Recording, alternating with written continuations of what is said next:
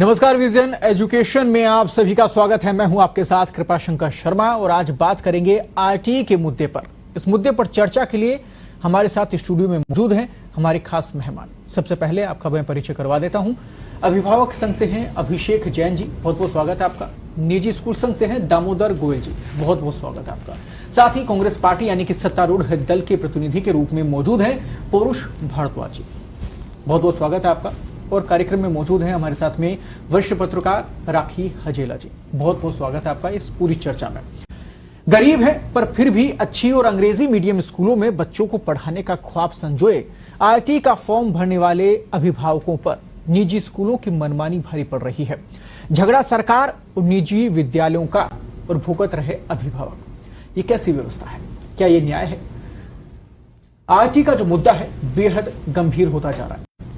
मामला आपसे जुड़ा है, आपके हक का है। प्री प्राइमरी कक्षाओं में आरटीई प्रवेश को लेकर सरकार और निजी स्कूलों में विवाद में अभिभावक संघ फंस रहा है।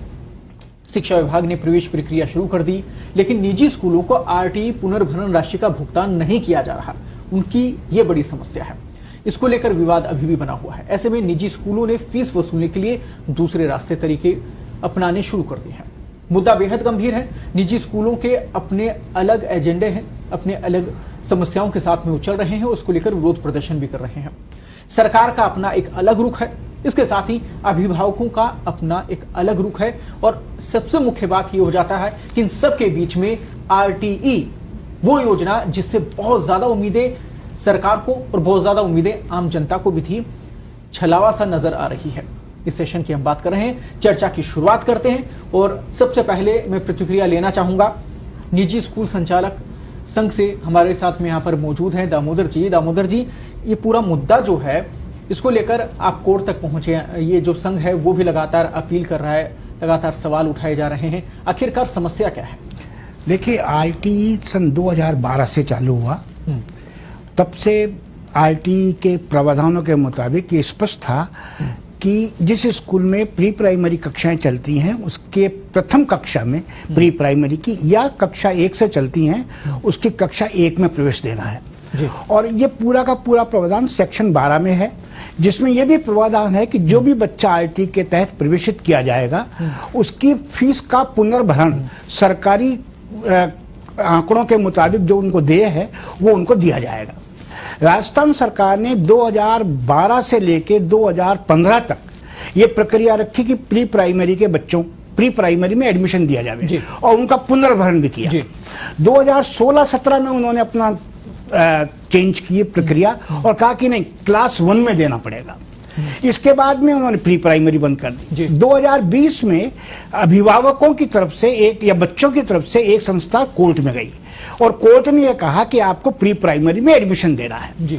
पूरी वर्ष पहले तो उन्होंने पूरे साल भर उन्होंने कक्षा 1 में प्रवेश करवा दिए, और अब जब प्री प्राइम में प्रवेश देने की बात आई और कोर्ट की अवमानना का डर लगा तो आनन फानन में फरवरी के महीने में जब स्कूलें बंद होने को हैं तब उन्होंने कहा कि आप प्री प्राइमरी में प्रवेश दें, लेकिन साथ में एक शर्त जोड़ दी कि जब बच्चा कक्षा 1 में आएगा उसके बाद हम भुगतान करेंगे, प्री प्राइमरी में जो आप स्कूल में पढ़ाएंगे उसका भुगतान नहीं करेंगे।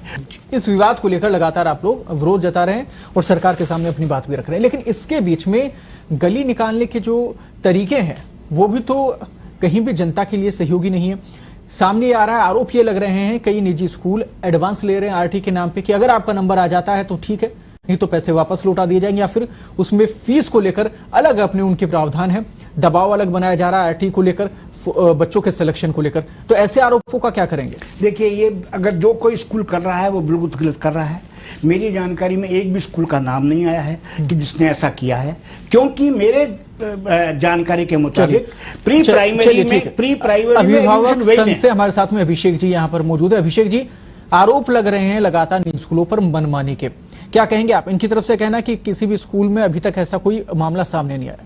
सर, इस मामले को देखना और समझने की बहुत आवश्यकता है, क्योंकि इसमें सबसे बड़ी समस्या अभिभावकों को झेलनी पड़ रही है, चाहे वो सरकार की तरफ से मामला हो चाहे स्कूल संचालकों की तरफ से मामला हो। क्योंकि सबसे ज्यादा भुगतना अगर किसी को पड़ रहा है तो अभिभावकों को भुगतना पड़ रहा है और बच्चों को भुगतना पड़ रहा है, क्योंकि बच्चों की पढ़ाई डिस्टर्ब हो रही है और अभिभावकों उनके मान की हानि हो रही है। क्योंकि जिस तरीके से जो प्रावधान सरकार ने आरटी के तहत अभिभावकों को दिए गए थे उसके तहत तो एडमिशन किसी भी स्कूल में हो ही नहीं रहे। आज जितने भी बड़े स्कूलों की हम बात करें, चाहे वो आप ये दामोदर सर खुद बैठे हुए हैं, इनका एचएमएस स्कूल ले लो, चाहे एमजीडी स्कूल ले लो, चाहे मैसूर रिपब्लिक स्कूल ले लो, ऐसे कई स्कूल हैं जहाँ पे एडमिशन फॉर्म भरने के दौरान उनकी साइटें चलती ही नहीं है, उनमें एडमिशन हो ही नहीं पा रहे हैं बच्चों के। भाई सबसे पहले चीजें ये देखनी पड़ेगी कि भाई बच्चों के एडमिशन क्यों नहीं है और एडवांस को लेकर जो बातें सामने आ रही थी आरटी के लिए कि फॉर्म भरवाए जा रहे हैं, इस टाइप के जो मुद्दे हैं उनको लेकर क्या सर इस तरह के कई शिकायतें इस तरह की कई शिकायतें हमारे पास भी आई है, जिसको लेकर हमने शिक्षा विभाग को कई पत्र भी लिखे हैं, लेकिन शिक्षा विभाग ने हमारे किसी भी पत्र के ऊपर अभी तक कोई कार्रवाई नहीं करी, जिससे अभिभावक घोर निराश है और सरकार से लगातार मांग कर रहे हैं कि भाई अगर किसी अभिभावक को अगर आप कोई कानून बनाकर दे रहे हो तो उसकी पालना सुनिश्चित तो करवाएं। लेकिन सबसे बड़ी समस्या यही आ रही है कि अभिभावक कहाँ जाए, क्योंकि आज की तारीख में अभिभावक दर की ठोकर खाने पर ये आरोप और ज्यादा गंभीर है कि साइट ना चलने के बहाने कर दिए जाते हैं और बच्चों को यहाँ जो सुविधा मिलनी चाहिए उससे दूर कर दिया जाता है। ये तो बेहद गंभीर है। ये प्रक्रिया ही समझ में भूल हो रही है। निजी स्कूलों के हाथ में ही नहीं है प्रवेश देना नहीं देना। सरकार एक केंद्रीयकृत लॉटरी खोलती है, उसके बाद में वो नाम बेचती है। पर एडवांस लेना तो एडवांस तो आप देखिए, एक बात करिए पहले उसका मैं जवाब दे चुका हूं कि आप मुझे स्कूल का नाम बताइए, खाली हवा में आरोप लगाना अलग बात है।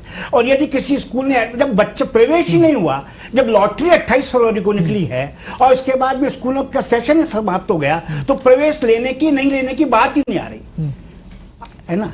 तो ये तो एक ऐसे आरोप है जिसका कोई आधार नहीं। स्कूलों में शपथ पत्र भी लिए जा रहे हैं, ऐसे भी आरोप बताइए ना कि कौन सा शपथ पत्र किस स्कूल ने लिया। एक चीज मैं बताना चाहूंगा, मेरे पास ये एक एप्लीकेशन है, ये इस साल की नहीं है, ये पिछले साल की है। ये सोडाला के अंदर एक कुमावत सीनियर सेकेंडरी स्कूल है, वहाँ पे आरटी के तहत एक बच्ची का एडमिशन स्कूल में हो चुका था। जुलाई के अंदर उस बच्ची का एडमिशन हो गया, लेकिन अक्टूबर के अंदर स्कूल वालों ने उन अभिभावकों को प्रताड़ित करना शुरू कर दिया कि बोले कि आपको अपना पूरा जो स्कूल की फीस है वो आपको भरनी पड़ेगी, आपका आरटी से जो एडमिशन हुआ था वो निरस्त हो गया है। और निरस्त होने के बाद से लगातार अभिभावकों पर प्रेशर बनाया गया और बच्ची को फीस जमा न होने के बाद उनकी पढ़ाई बंद करने के धमकियां लगातार दी गई, जिसके बाद से कंटिन्यू इस पत्र को लेकर मैं बकायदा जिला शिक्षा अधिकारी से मैंने खुद ने मुलाकात भी की थी, लेकिन आज तक इसके ऊपर कोई सोल्यूशन नहीं हुआ अभी तक। दामोदर जी, ऐसे मसले ऐसी स्कूलों का अगर नाम सामने आता है तो फिर निजी स्कूल संघ की तरफ से क्या एक्शन होगा? मैं वही बता रहा हूँ आपको कि ये जो कह रहे हैं कि प्रवेश क्यों कैंसिल हो गया, प्रवेश कैंसिल इसलिए हो गया होगा कि जो सरकार अलॉट करती है, जो क्राइटेरिया है, उस क्राइटेरिया में भौतिक सत्यापन में सरकार ने कैंसिल किया होगा। वो प्रक्रिया कब निरस्त होगी? जुलाई के अंदर एडमिशन हो रहा है, अक्टूबर के अंदर फीस मांगी जा रही है। मैं यही तो कह रहा हूँ, 4 महीने बाद एडमिशन हुआ है सितंबर में, जुलाई में एडमिशन ही नहीं हुए। आप गलत कह रहे हो सर, पढ़ाई तो जुलाई में चालू हो जाती है। मैं तो खुद ये कह रहा हूँ ना कि वही तो मैं हमारे को आपका स्टैंड दामोदर जी कहता है कि अगर ऐसा कोई भी स्कूल कर रही है, निजी स्कूल कर रहे हैं तो फिर उनके खिलाफ एक्शन आप लोग लेंगे। बिल्कुल लेंगे, जो आपका संघ है उसके खिलाफ एक्शन लेगा। अब मैं आता हूँ सबसे पहले इस मुद्दे की जो जड़ है, यानी कि सरकार के पास में, यानी कि कांग्रेस पार्टी की तरफ से प्रवक्ता पोरू जी हमारे साथ मौजूद है। पोरू जी, समस्या आपने सुनी, लगातार मसले सामने आ रहे हैं और सबसे बड़ा जो सवाल उठ रहा है वो इस बार के सेशन को लेकर उठ रहा है कि आखिरकार जनवरी फरवरी में आपको याद आता है कि पूरी साल निकल के बाद में कि आरटी में प्रवेश होंगे, मात्र 1 महीने के लिए। सवाल यह है कि स्कूल वाले उन बच्चों की परीक्षा करवाएं, एडमिशन प्रोसेस को देखें, आगे की पूरी जो प्रोसेस है उसको देखें, या फिर नेक्स्ट ईयर की तैयारी करें। ये कैसा फैसला है? देखिए, इस मामले में सरकार की तरफ से हो सकता है कि कुछ निचले चैनल पे कुछ कमी रही होगी, परंतु इस चीज को स्कूल वालों को भी समझना चाहिए और अभिभावकों को भी समझना चाहिए। जैसा कि अभी पूर्व में अभिभावक संघ की तरफ से भी कह रहे थे और स्कूल वाले जो कह रहे थे, मैं आपको सबसे पहले एक बेसिक चीज बताना चाहूंगा। जो हमारी सामाजिक व्यवस्था जो पुरातन काल से चली आ रही है, इसके अंदर एक समाज सेवा, जिसको आप राजनीति कह लीजिए, समाज सेवा कह लीजिए, दूसरी चीज एक शिक्षा, और एक तीसरी चीज होती है चिकित्सा। ये 3 क्षेत्र ऐसे माने गए हैं कि इसमें आदमी जो भी जाता है इन 3 क्षेत्र में तो उसको एक व्यवसाय की तरह या पैसा कमाने के जरिए की तरह नहीं देखता, ये एक समाज सेवा का जरिया माना जाता है। और पहले के आप गुरुकुल पद्धति देखिए, गुरुकुल पद्धति के अंदर जो है जो पुराने जो होते थे ऋषि मुनि वो पढ़ाते थे बच्चों को, राजा के बच्चे भी उसमें जाते थे, तो उसमें सबके सहयोग से वो चीज चला करती थी। उनका उद्देश्य पैसा कमाना नहीं होता था, परंतु ये जैसे जैसे एक आर्थिक युग आता जा रहा है वैसे वैसे ये जो बुराई है, जो पैसे वाली बुराई है, ये हमारी शिक्षा व्यवस्था में भी घुस गई, ये हमारी चिकित्सा व्यवस्था में भी घुस गई। तो इस तरीके से मैं आपसे कहना चाहूंगा कि स्कूल वालों को अपना मूल उद्देश्य जो है वो ये नहीं भूलना चाहिए कि ये ना हमारा जो उद्देश्य है वो हम लोग स्कूल शिक्षा जगत के अंदर पैसा कमाने के लिए नहीं आए, बल्कि हम एक समाज को एक शिक्षित करके उसको हम आगे बढ़ा करके हमारे देश का एक पूरे विश्व में उसको गौरव बनाने के लिए हम लोग आगे आए हैं। रही बात दूसरी जो कानून की बात है आरटीई की, मैं इस संबंध में कहना चाहूंगा कि ये सबसे पहले हमारी जो भारत सरकार यूपीए 2 में जो हमारी यूपीए जो थी हमारी भारत सरकार मनमोहन सिंह जी की थी, उन्होंने वो ये इस बात को उस समय सरकार के सामने आई कि है ना कई बच्चे ऐसे हैं जो कि है ना पैसे के अभाव में नहीं पढ़ पाते, कई जगह स्कूल से नहीं होते, कई जगह स्कूल से होते उनकी फीस ज्यादा होती है, बहुत सारे ऐसे कारण पुरू जी योजना पे सवाल नहीं उठ रहा है, योजना बहुत अच्छी है, इसका फायदा भी लगातार बच्चों को मिला है और ये सहयोगी योजना है, इसकी सभी ने तारीफ की है, योजना पे सवाल नहीं है। सवाल ये है कि आखिरकार जब जाता हुआ सत्र मात्र 1 महीना बचा है, अब ऐसे में क्या एडमिशन आप करवा रहे हैं और ये निजी स्कूलों के लिए भी समस्या बन गया है, अभिभावकों के लिए भी समस्या बन गया है। सरकार चाहती क्या है, आखिरकार कौन से सत्र में एडमिशन हो रहा है और फिर 1 महीने बाद में फिर इससे वापस से फॉर्म निकल जाएंगे, तो इसे लेकर क्लियर कीजिए ना, इस समस्या का समाधान कीजिए। नहीं, इस समस्या के समाधान जो है हमारे सरकार के संज्ञान में है, तो इस बारे में हम लोग देख रहे हैं, जल्दी कार्रवाई होगी इस संबंध में। राखी जी, लगातार आप प्रशासनिक अधिकारियों से भी मिले हैं, दामोदर जी वापस आऊंगा मैं आपके पास, में समय दिया मैंने आपको। राखी जी, लगातार आप प्रशासनिक अधिकारियों से भी आप मिले, उनके सामने भी चुनौतियां आ रही हैं, इंप्लीमेशन कैसे होगा, बहुत सारी दिक्कतें हैं, उनको इस पूरे मुद्दे को लेकर उन सब का क्या रुख रहा है? ये देखिए, क्योंकि जो अधिकारी हैं वो पॉलिसी मेकर नहीं है, पॉलिसी जो है वो सरकार तय करती है और उसी के आधार पर जो अधिकारी जो यहाँ बैठे हैं शिक्षा विभाग के, वो अपना उस पॉलिसी को इम्प्लीमेंट करने का काम करते हैं। सरकार ने आदेश दिए, आरटी के एडमिशन लिए जाएंगे प्राइवेट स्कूलों के अंदर, वो उन्होंने प्रोसेस वो शुरू कर दिया। लेकिन हमारी जो सरकार है वो बात करती है, कोविड के टाइम में हम बात कर रहे थे कि बच्चों का लर्निंग लॉस हुआ, बच्चों के लिए ब्रिस्क कोर्स स्टार्ट कर दिए। अब हम बिल्कुल सेशन एंड हो रहा है तब हम प्री प्राइमरी क्लास में बच्चे का एडमिशन दे रहे हैं, मतलब बच्चे की जो बेसिक है वो नींव है वो ही कमजोर होगी, तो क्योंकि पढ़ाई हो नहीं पाएगी बच्चे की, उसके बाद आप बच्चे को फेल नहीं कर सकते आरटी के तहत, तो उस बच्चे को आप अपग्रेड करके उसके अगली क्लासेस में डाल देंगे। आपकी बेसिक नींव भी कमजोर हो रही है तो बच्चा अगली क्लास में जाके भी क्या करेगा। इस दिशा में भी सरकार को सोचना चाहिए था, इतनी जल्दबाजी में जो एडमिशन प्रोसेस शुरू किया, बेहतर होता कि नए सेशन के लिए अगर एडमिशन शुरू करती सरकार तो ज्यादा बेहतर होता। और दूसरा जो आरटी की जो राशि का पुनर्भरण की बात हो रही है, उसमें भी सरकार ने कुछ टाइम पहले पैसा रिलीज किया था, तकरीबन 63 करोड़ पैसा जयपुर जिले के लिए जो रिलीज किया गया, उसमें भी वो जो पैसा है वो भी पुराना पैसा है, 2 साल जो पुराना पैसा था वो अब रिलीज किया गया है स्कूलों को। 22-23 की राशि भी दी नहीं गई, 20-21 और 21-22 की जो राशि है वो राशि भी सरकार ने जारी की, वो पैसा भी इन्हें समय पर नहीं मिल पा रहा। सरकार यही कह रही है कि केंद्र सरकार से पैसा नहीं आ रहा, इस वजह से हम नहीं दे पा रहे। तो प्रॉब्लम सरकार की इस वजह से प्रॉब्लम बच्चों को तो फेस करनी पड़ रही है, स्कूल भी परेशान है, दोनों चीजें दोनों चीजें इसमें शामिल हो जाती है। दामोदर जी, मैं आपके पास आता हूं, आप कुछ कहना भी चाह रहे थे, एक सवाल भी मैं इसमें शामिल करना चाहूंगा कि शहरी जो स्कूल हैं और जो गांवों के स्कूल हैं, निजी स्कूलों की अगर हम बात करें तो इनकी चुनौतियां अलग अलग हैं, इनके भी सवाल अलग अलग है और कहीं ना कहीं 2 धड़ों में बटे भी आप नजर आते हैं। जब निजी स्कूल संघ की बात हम करते हैं तो उनकी मांगे अलग अलग हो जाती हैं। आरटी को लेकर आप लोग कुछ और कह रहे हैं, ग्रामीण स्कूल जो है निजी स्कूल हैं वो लोग कुछ और कह रहे हैं, तो ऐसे में इसका समाधान आपको क्या नजर आता है? सरकार के पास में आवाज तो आप लोगों की टूट रही है, पूरा मुद्दा वहां नहीं पहुंच रहा। जी देखिए, सबसे बड़ी बात क्या है कि सरकार में अधिकारी जो शिक्षा से संबंधित नहीं है और जिन्होंने इस कानून का पूरा अध्ययन नहीं किया और जो उनको सुझाव देते हैं उस पर विचार नहीं करते, वो एक तरफा फैसला ले लेते हैं और एक तरफा फैसला इतना अव्यवहारिक हो जाता है कि उसकी पालना नीचे के अधिकारियों द्वारा कराना, अभिभावकों के लिए करना और स्कूलों के लिए करना एक अव्यवहारिक हो जाता है। इसलिए सारी समस्याएं वहां आती हैं। जैसा कि आपने बहुत सही इंगित किया और राखी जी ने सही इंगित किया कि ये प्रवेश का कार्य जो है मार्च के महीने में चालू हो जाना चाहिए ताकि अगले सत्र के अंदर बच्चा 1 अप्रैल से पढ़ना चालू कर दे।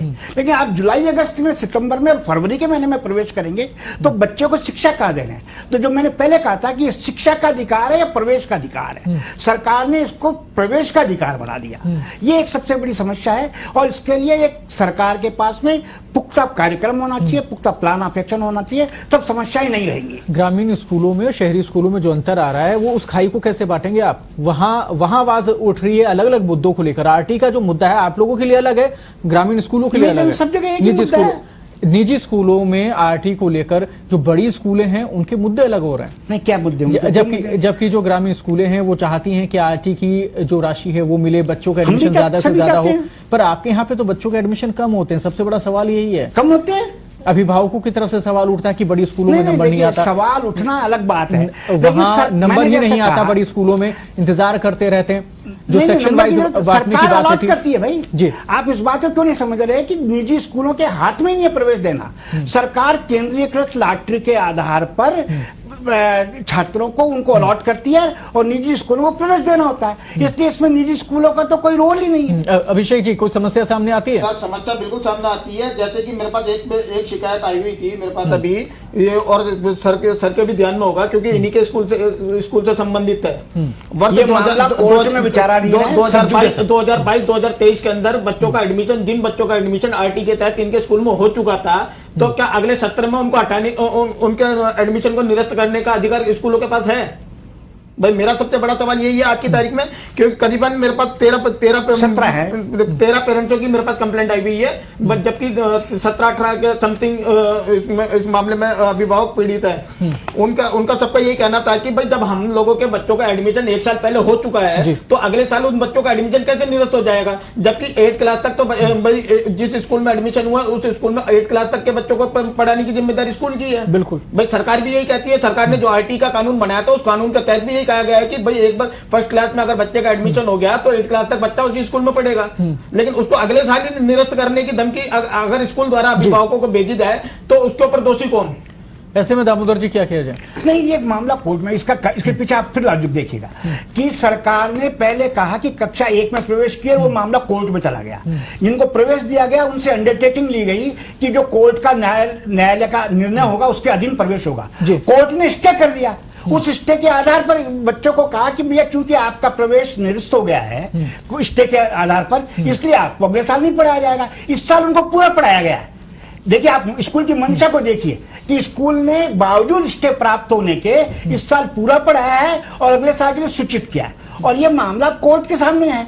कोर्ट इसके ऊपर जो उस मामले में मैं ये और कहना चाहूंगा, उस मामले में कोर्ट ने अगर कोई स्टे दिया था तो वो स्कूल को स्टे लगाया था, ना कि अभिभावकों को स्टे लगाया था। प्रवेश पे स्टे। चलिए ठीक है। देखिए, योजना बहुत अच्छी है। आरटी जो है राइट टू एजुकेशन का आपका जो हक है वो दिलाती है, लेकिन ऐसे में कुछ पेचीदगियां हैं, कुछ समस्याएं हैं जिनका समाधान होना बेहद जरूरी है। ना किसी को हक को मारा जा सकता है और सिर्फ समस्याओं के पीछे पूरी योजना को भी खराब नहीं बताया जा सकता। उन समस्याओं का समाधान बेहद जरूरी है। इसके साथ ही कुछ और मुद्दे हैं जिनके ऊपर चर्चा बेहद जरूरी है। रुक रहे हैं एक छोटे से ब्रेक के लिए, वापस लौटेंगे, फिर वापस से बात करेंगे, चर्चा में वापस से शामिल होंगे एक छोटे से ब्रेक के बाद।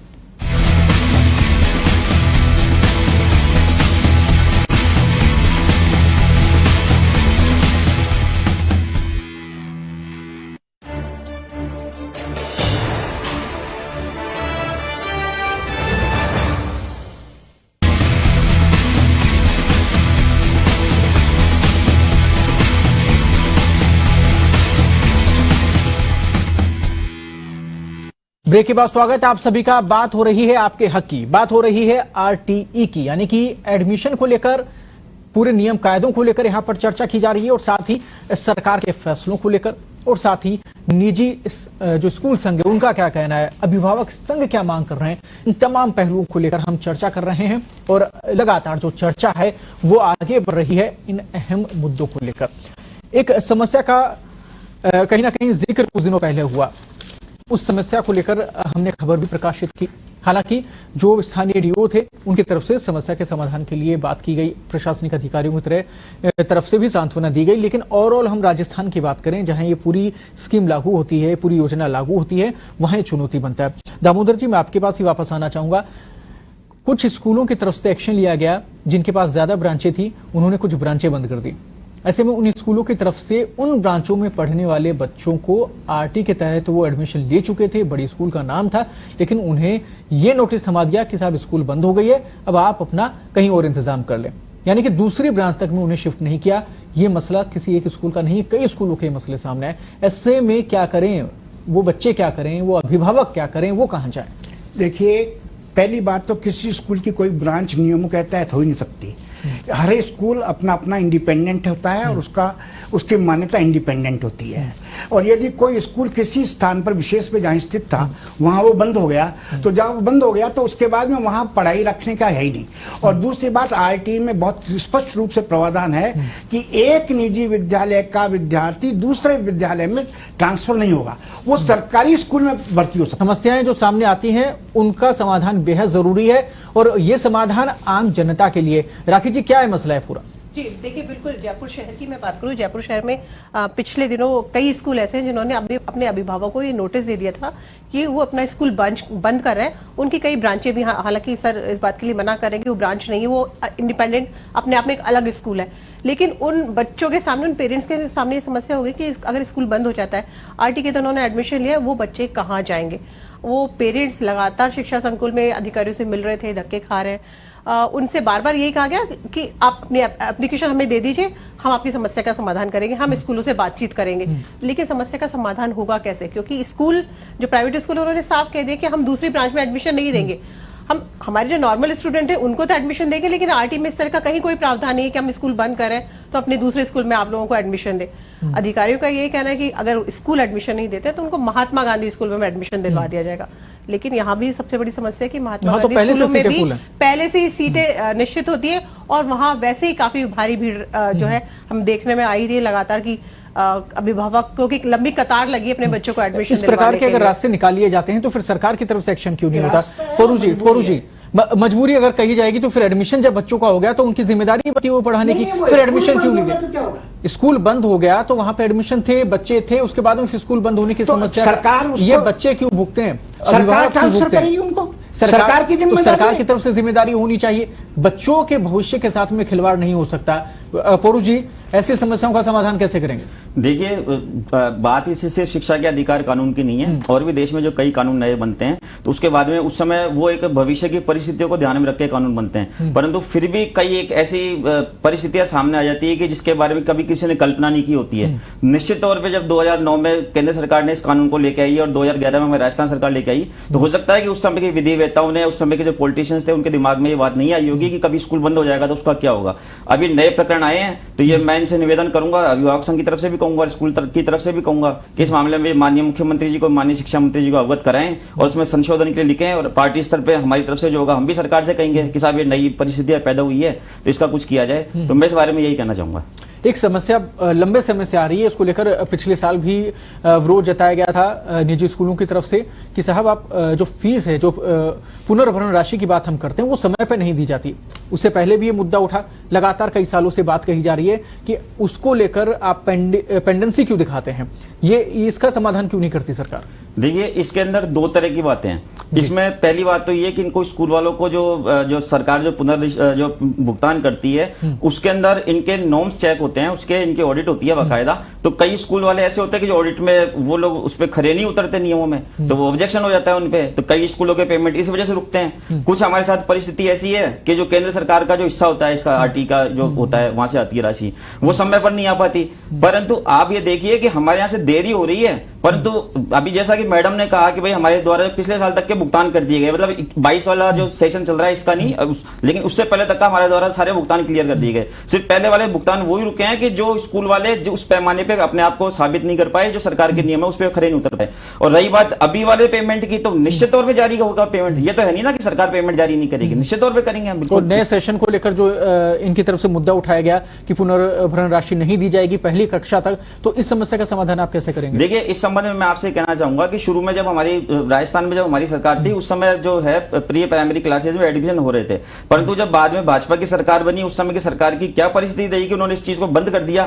तो उसके बाद में ये जो है दोबारा हम लोगों ने इसको शुरू करी, तो अब इसमें जो जिस तरीके की विसंगतियां आ रही है, जब बीच में, जैसा कि मैंने पहले भी, मैं इस बात को राजनीतिक रुख की तरफ लेके नहीं जाना चाहूंगा, क्योंकि चर्चा चर्चा जो है ये हमारे समाज के भविष्य से जुड़ी हुई चर्चा है। परंतु जब केंद्र सरकार का जो हिस्सा जो होता है हमारे पास आरटी का, वो हमारे पास समय पे नहीं आ रहा। हमारे को आप देखिए जो जीएसटी के अंदर जो प्रोविजन होता है, जो कि सही समय पे जो नहीं इस पूरे मसले को मर्ज ना करें। समस्या इस सत्र को लेकर है, समस्या इन पिछले 2 महीनों को लेकर है। यहां असमंजस की स्थिति पैदा हो गई, इसका समाधान करना देखिए। अब ये जो इनका जो उसके बाद में पहली कक्षा में आप वहां पहली कक्षा तक इन्हें पढ़ाना है और फीस नहीं मिलनी है, ये जो मुद्दा है, ये मुद्दा इनकी तरफ से उठाया जा रहा है। इसको लेकर कोई पॉलिसी बननी चाहिए, इसको लेकर कोई एक्शन होना चाहिए। बिल्कुल इस बारे में सरकार के संज्ञान में है ये चीजें, परंतु ये लोग अभी कोर्ट में चले गए। जो कोर्ट में जो सरकार को जो उचित लगेगा वो दामोदर जी कितने सहमत नजर आते हैं? नहीं बिल्कुल नहीं। ये बात मैं बता दूं आपको, 12 से लेके 2020 तक चलता रहा मामला।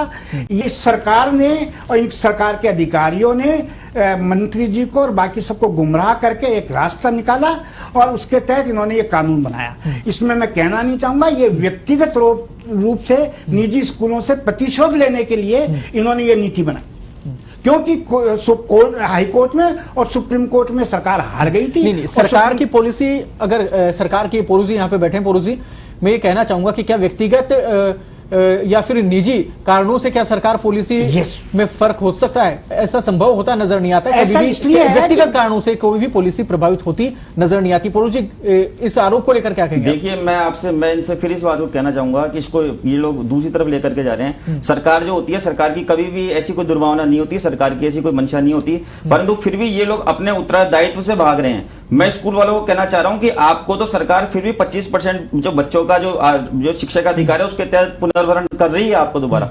मैं आपसे कह रहा हूं कि आपको एक शिक्षक होने के नाते आपका उद्देश्य सिर्फ पैसा कमाना नहीं है। आप समाज को शिक्षित कीजिए, आप समाज को आगे बढ़ाइए, ताकि जो देश के जो बच्चे पढ़े हैं वो आगे जाकर के विश्व में भारत का नाम रोशन करें।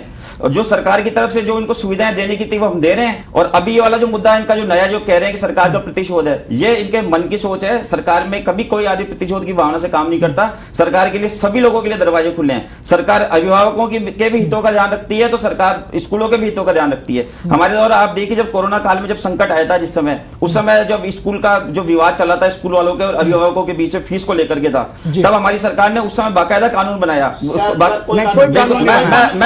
मैं कंप्लीट कर अभिषेक मैंने सही दिया, मैं बताऊंगा मैं आपको इस चीज के बारे में बताऊंगा। हमारे माननीय तत्कालीन शिक्षा मंत्री गोविंद सिंह जी डोटासरा ने बाकायदा इस बारे में आदेश निकाला कि 70 नहीं आप बीच में बोल रहे हैं, मेरी बात सुनिए, उसके बाद आप बोलिएगा, आपको मौका देंगे, एंकर साहब मौका देंगे आपको, सुनिएगा। मैं आपसे निवेदन करना चाहूंगा, जो तत्कालीन शिक्षा मंत्री जो आज हमारे माननीय प्रदेश अध्यक्ष जी गोविंद सिंह जी डोटासरा, उन्होंने उस समय एक आदेश निकाला कि जो जब इनका विवाद बढ़ा उस समय एक आदेश निकाला कि जो ट्यूशन फीस का 70% हिस्सा है वो स्कूल वाले ले सकते हैं। आप इस बात को देखिए कि ट्यूशन फीस जो होती है स्कूल वालों की, वो एक बिल्कुल एक ऐसा अमाउंट होता है कि जैसे 100 रुपए है आपका, 100 रुपए आपकी फीस है, तो ट्यूशन फीस वो पूरी 100 रुपए नहीं होती, वो उसका 100 रुपए का कुछ हिस्सा होता है। वो अब वो एक अलग बात है कि किसी जगह ट्यूशन फीस 30% होती है, किसी जगह 70%। पुराने नियमों में बहुत उलझन थी, बहुत समस्याओं का सामना लोगों को करना पड़ा है, इसका समाधान नहीं हो पाया था, ये भी आपको मानना पड़ेगा। जो कमियां हैं उन्हें मानना पड़ेगा। अभिषेक जी आपके पास आना चाहूंगा। अभिषेक जी, चलिए पौरू जी आपकी मैंने बात सुनी। अभिषेक जी आपके पास आना चाहूंगा। अभिषेक जी, सुप्रीम कोर्ट ने ऑर्डर दिया, फीस एक्ट 2016 लागू किया, अभिषेक जी तक भी वो किसी भी स्कूल में लागू नहीं हुआ। आपके पास ही आना चाहूंगा मैं। दोनों ही पक्षों की बात यहां पर सुनी गई। अभिभावक संघ की तरफ से या फिर अभिभावकों के लिए कहा जाता है कि निजी स्कूलों और सरकार के बीच में फंस जाता है, पिस जाता है अभिभावक के बच्चे। तो आपकी तरफ से आपको क्या लगता है कि अभी जो समस्याओं को लेकर चर्चा की गई उसमें क्या निदान होना चाहिए? सर, निदान तो इतना होना चाहिए कि क्योंकि जिस प्रकार की प्रक्रिया राजस्थान में पिछले 3-4 सालों से हम लोग देख रहे हैं, जब से हम लोगों ने अभिभावकों की आवाज को बुलंद किया, तब से हम देख रहे हैं लगातार कंटिन्यू, जिसमें अभिभावक सरकार की जो कार्य प्रणाली है उसका खाली सिर्फ शिकार होता जा रहा है। उसका भुगतान अभिभावकों को और छात्रों को अपनी पढ़ाई से समझौता करके करना पड़ रहा है। मांग क्या नजर आती है? हमारी सबसे बड़ी मांग यह है कि जो सुप्रीम कोर्ट ने 3 मई 2021 और 1 अक्टूबर 2021 को जो सुप्रीम कोर्ट ने ऑर्डर दिया था, उस आदेश को आज तक क्यों नहीं, उसकी पालना आज तक क्यों नहीं सुनिश्चित करवाई गई? सरकार जो कानून बनाती है, जो प्रावधान बनाती है, उसमें हालांकि अभिभावकों को बिल्कुल भी शामिल नहीं करती, छात्रों के हितों को बिल्कुल भी शामिल नहीं करती, उसके बावजूद भी वो अभिभावकों के ऊपर, छात्रों के ऊपर थोप देती है और कानून बना देती है। जब वो कानून अगर आप लागू ही नहीं करवा पाते हो तो उन कानून बनाने की आवश्यकता कहां आ गई आप लोगों को? या तो उन कानूनों को हटाया जाए, अगर नहीं हटा सकते हैं उनको तो उन कानूनों की पालना करवाई जाए।